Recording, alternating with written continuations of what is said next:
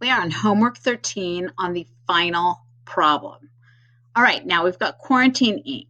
On June 1st, they issued 10,000 shares of $1 par value stock for $35,000.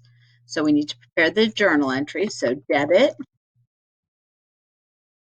cash, and we received cash for $35,000, and credit common stock, and it was 10,000 shares times $1 par value.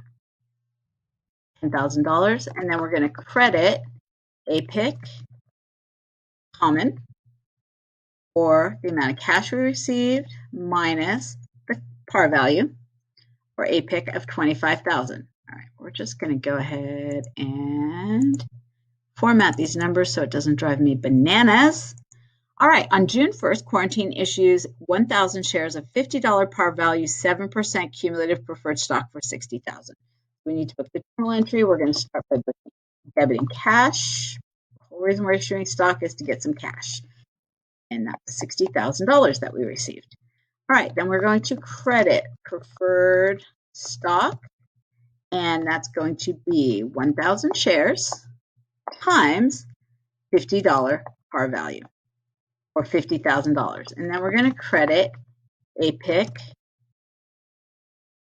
preferred, or the cash we received minus the par value, for total APIC of $10,000. All right, on May 31st of the following year, so our stock, all of our stock's been outstanding for a year, Face Mask reports net income of $100,000 and declares a dividend of $10,000. How much of the dividend will be paid to preferred? Okay, well, let's see what preferred is entitled to. They are entitled to, before common gets anything, 1,000 shares times $50 a share times 0.07. So they're supposed to get $3,500. So at the end of the first year, preferred is going to get $3,500.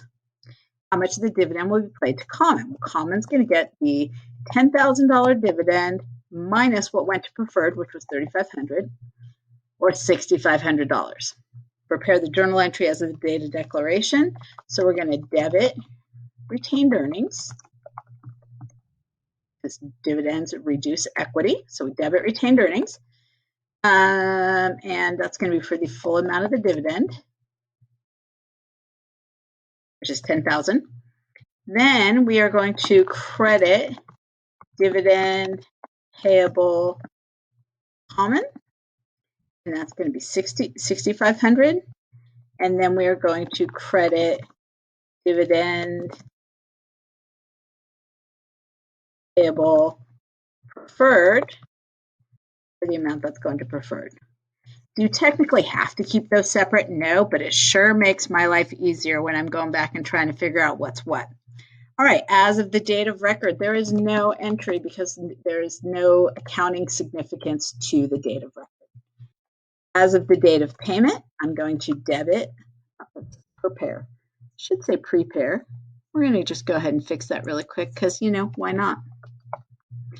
Okay, so we are going to debit dividend payable common for $6,500.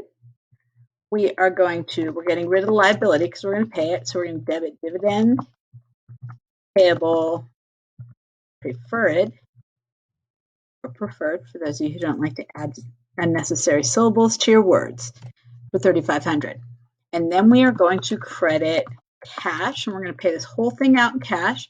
It's going to be the whole $10,000. So I'm going to add these up to make sure they add up to $10,000, and they do. Okay, so now we're going to prepare the statement of shareholders' equity. All right, so we're going to start with our paid-in capital. We're going to start with common stock. And we had one sale of common stock, and the par value was $10,000. And then we're going to do preferred stock, and we had one sale of preferred stock, and the par value is $50,000. Then we're going to have APIC common, and that was $25,000. Then we're going to have APIC preferred, which was 10,000. And then we're going to have our retained earnings. Okay, so our beginning retained earnings was 0 because this is our first year of operations. Our net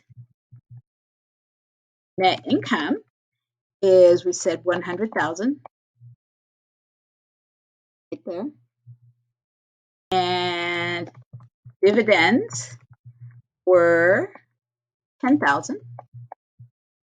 So our ending retained earnings is going to be, you could probably do this in your head, but I always like to use my calculator. I don't trust my brain as much as I used to. 90,000. So right down here, we finished all of our paid-in capital. So now we're going to go to our earned capital, and we're going to say retained earnings, 90,000. And our total shareholders' equity is going to be, we're going to add all this up. This one, I for sure am not doing in my head. That would take me all day. $185,000.